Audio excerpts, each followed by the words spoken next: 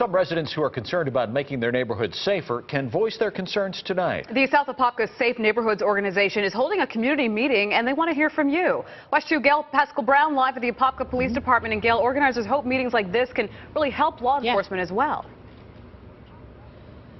Absolutely. Open up that dialogue, at least when it comes down to trying to identify suspects in a case. Last year, if you recall, they were instrumental in trying to bring a guy here to justice right straight to the Apopka Police Department who allegedly was involved in an Easter Day shooting, and he turned himself in right here. Last year, Wilfred Gregory was arrested for allegedly shooting Calvin Johnson in the head in South Apopka on Easter Sunday. Witnesses say Gregory, also known as Peanut, pulled up and fired several shots near Alonzo Williams Park during an Easter egg hunt.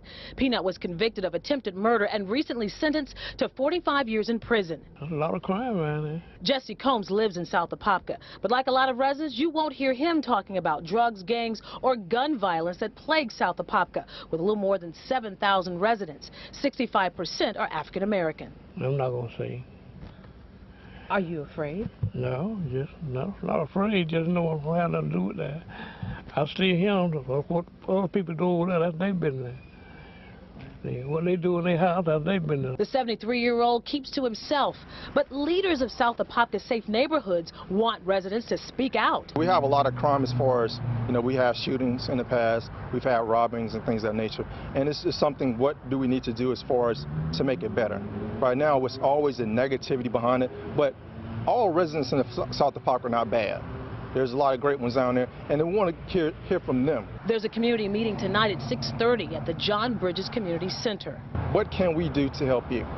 Because sometimes we always sit back and say, well, this may work, that may work, but I think sometimes you really have to hear what the people have to say in order to kind of tailor a program to them.